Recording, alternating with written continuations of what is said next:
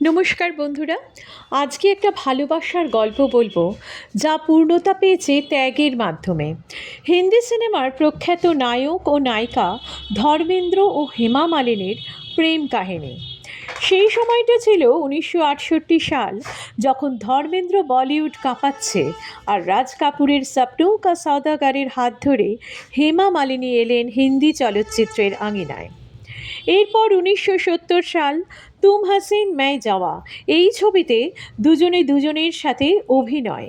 সেই প্রথম অভিনয়, প্রথম দেখা এবং প্রেমের অভিনয় করতে করতে প্রায় 40টা ছবি করা হলো এবং অভিনয় তখন আর অভিনয় রইল না, সত্যিকারের প্রেমে পরিণত হলো। প্রেম তো চলছে, তাহলে বিয়ে করতে বাধা কোথায়? দুজনেই তখন টপ স্টার, দেশবাসীর হৃদয়ে একটা পার্মানেন্ট জায়গা করে নিয়েছেন ধর্মেন্দ্র এবং হেমা মালিনী জুটি। অনস্ক্রিন কেমিস্ট্রি অসাধারণ এবং পর্দায় তাদের জুটিকে দেখার জন্য হল ভেঙে পড়তো, উপচে পড়তো। প্রায় প্রত্যেকটা সিনেমায় ব্লকবাস্টার হিট হতো। সেইখানে অফ স্ক্রিন, অর্থাৎ বাস্তবে কি এই দুজন হিরো হিরোইন এক হতে পারে? সেখানে ছিল এক বিরাট সমস্যা। ধর্মেন্দ্র বিবাহিত ছিলেন, 4 সন্তানের পিতা। 19 বছর বয়সে তার স্ত্রী প্রকাশ কৌরের সাথে তার বিবাহ হয়েছিল এবং 4 সন্তানের পিতা ছিলেন। তার অভিনয় জীবনে আসার পেছনে তার মায়ের এবং স্ত্রীর এক বড় ভূমিকা ছিল। তার রাশভারী শিক্ষক পিতাকে রাজি করানোর দায়িত্ব নিয়েছিলেন তার মা, এবং তার স্ত্রী কোনো রকম কোনো বাধা নিষেধ দেননি। তিনি অভিনয় জগতে পাঞ্জাব থেকে চলে এসেছিলেন এবং মুম্বাইয়ে পৌঁছেছিলেন। সেই মায়ের আশীর্বাদ এবং সহযোগিতা না থাকলে আমরা যে ধর্মেন্দ্রকে দেখছি সেই ধর্মেন্দ্রকে আমরা পেতাম না। আজীবন মায়ের প্রতি কৃতজ্ঞ ছিলেন এবং মা যখন হেমা মালিনীর কথা শুনলেন তখন বললেন যে আমাদের বংশে ডিভোর্স কেউ করেনি, তুমিও করতে পারবে না, এবং মাতৃ আদেশ ধর্মেন্দ্র যথার্থভাবে পালন করেছিলেন। মা ছাড়াও সন্তানদের প্রতি ছিল তার অগাধ ভালোবাসা, তাই সন্তানদের পরিত্যাগ করা যাবে না। তিনি স্বপ্নেও ভাবতে পারতেন না যে ডিভোর্স করে দেবো, সন্তানদের পরিত্যাগ করব, সেটা সম্ভব নয়।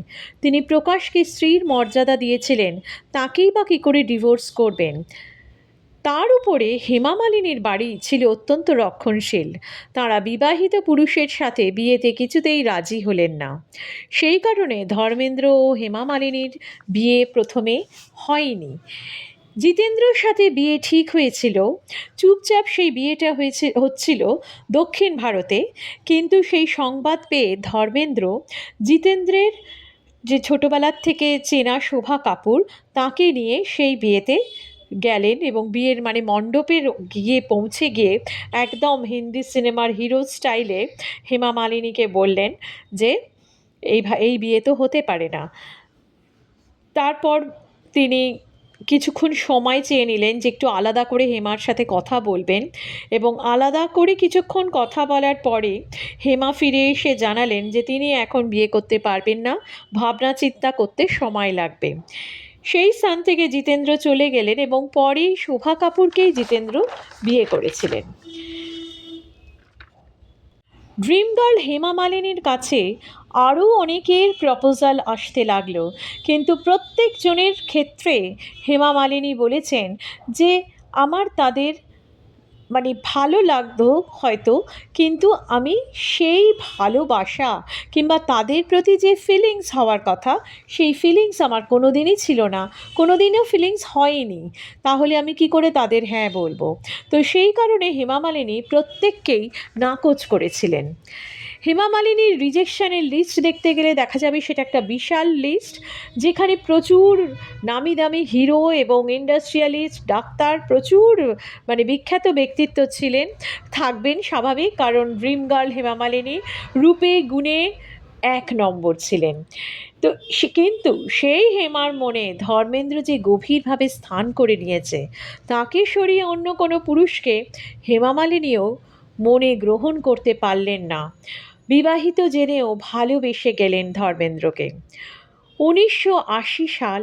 একদিন হেমা মালিনী বললেন, আর কতদিন এভাবে চলবে, এবার বিয়ে করতে হবে। তখন ধর্মেন্দ্র বুঝেছিলেন যে এই মেয়েটি তাকে সত্যিকারের ভালোবাসে, 10 বছর ধরে ভালোবেসে চলছে, আজও অপেক্ষা করে আছে ধর্মেন্দ্রর হাত ধরার জন্য।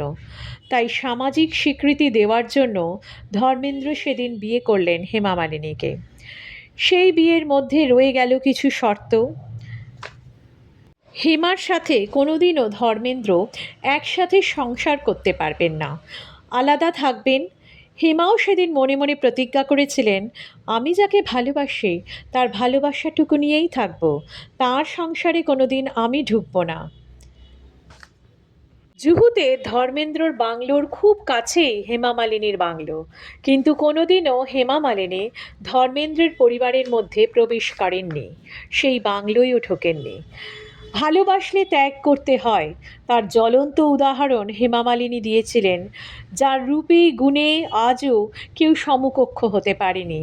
সেই হেমা কোনোদিনও ধর্মেন্দ্রকে তার সাথে সংসার করার জন্য কোনো জোর করেননি। হেমা তার আত্মজীবনী এবং বিভিন্ন ইন্টারভিউতে বলেছেন, আমি যাকে ভালোবাসি তাকে বিব্রত করব কেন? বিব্রত করা মানে এক রকমের টর্চার। ডিমান্ড করব কেন? সেই টর্চার কিংবা ডিমান্ড করা যায় না মনের মানুষের কাছে। আর ধর্মেন্দ্র মনে ও শরীরে দুভাগ হয়ে গিয়েছিলেন। হেমা ও ধর্মেন্দ্রের দুটি কন্যা, তাদের প্রতি পিতার কর্তব্য করে গেছেন। কোনোদিনও হেমা ও তার মেয়েদের মনে হয়নি যে তার স্বামী অথবা বাবা কোথায়, সর্বদা সাথে থেকেছেন। ধর্মেন্দ্র ও হেমা মালিনীর এই বিবাহ দাম্পত্য কথাটার একটা অন্য রকম অর্থ দিয়েছেন সকলের কাছে। যেখানে দাম্পত্য মানে এক ছাদের তলায় থাকতেই হবে এরকম কোনো বাধ্যতামূলক ব্যাপার নয়। দাম্পত্য আসলে সাথে থাকাটাই হচ্ছে দাম্পত্য, মানে অনেক বড়। এক ছাদের তলায় থাকলাম অথচ আমরা দুজনে দুজনের সাথে নয়, তাতে কিন্তু ভালোবাসা নেই, দাম্পত্য নেই। ভালোবাসা সেখানেই যেখানে দূরে থাকলেও কিন্তু সাথে থাকা যায়, কর্তব্য করা যায়, ভালোবাসা যায়।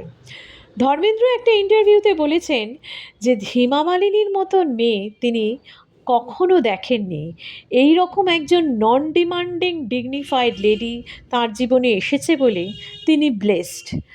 নন ডিমান্ডিং এই একটা কথার মধ্যে দিয়ে ধর্মেন্দ্র বুঝিয়ে দিয়েছিলেন যে হেমা মালিনী কতটা স্যাক্রিফাইস করেছে, কতটা আত্মত্যাগ করেছে। প্রেমকে স্বীকৃতি দেওয়ার জন্য দুজনেই স্যাক্রিফাইস করেছেন।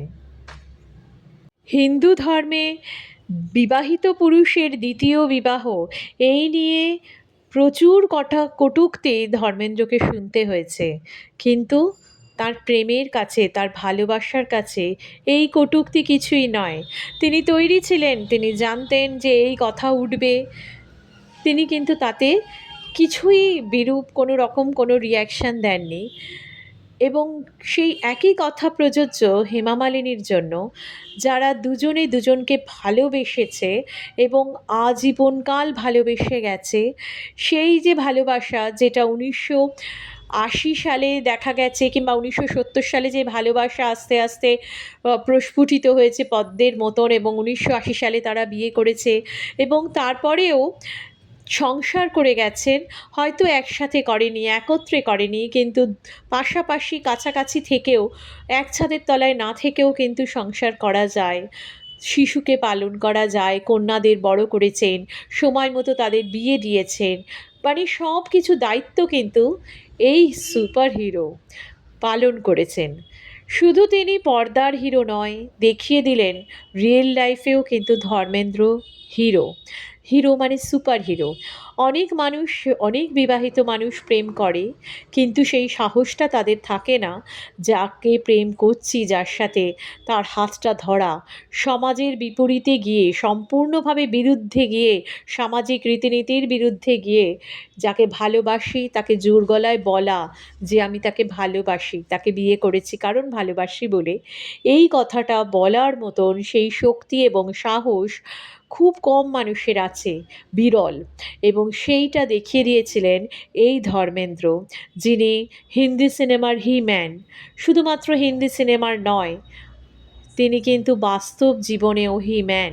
রিয়েল হিরো তাকেই তো আমরা বলবো, যিনি কোনো কিছু করতেই ভয় পাবেন না, পিছপা হবেন না। সমাজ, মিডিয়া তাদের নিয়ে অনেক কথা বলেছে, কিন্তু সেই কথাগুলো তাদের কিছুই মনে হয়নি, তারা কিছুই সেই কথায় মনে করেনি। সকলের ওপরে তারা জানে যে তাদের ভালোবাসাটা সত্যি, এবং হেমা মালিনীও সেই কথাই বলেছেন। শুধু তাই নয়, ধর্মেন্দ্র আজকে নেই, তার মৃত্যুর পরেও হেমা মালিনী যে তার প্রেয়ার মিটে গিয়েও কিন্তু একই কথা বলেছেন যে তারা ভালোবাসতেন, তাদের ভালোবাসতেন বলেই তারা সমাজের বিরুদ্ধে গিয়ে বিয়েও করেছিলেন, এবং তাদের ভালোবাসা কিন্তু জয়ী হয়েছে সব কিছুর বিরুদ্ধে। প্রেমকে স্বীকৃতি দেওয়ার জন্য তারা দুজনেই স্যাক্রিফাইস করেছেন, এবং আজীবনকাল সেই প্রেমকে স্বীকৃতি দিয়ে গেছেন। এইটা হচ্ছে এক বিরল দৃষ্টান্ত। এই বিরল দৃষ্টান্তের জন্যই ধর্মেন্দ্র হি ম্যান, সুপার হিরো যাই বলি না কেন, বাস্তব জীবনেও তাই, বাস্তব জীবনেও তিনি হি ম্যান, এবং অবশ্যই রিয়েল হিরো অফ লাইফ, যেখানে কোনো রকম কোনো ভয়তে তিনি কিন্তু পিছু হটেননি। এবং একই কথা প্রযোজ্য তার হেমা মালিনীর জন্য, তার ভালোবাসার জন্য, যে ভালোবাসা সত্যি অমর এবং বিরল।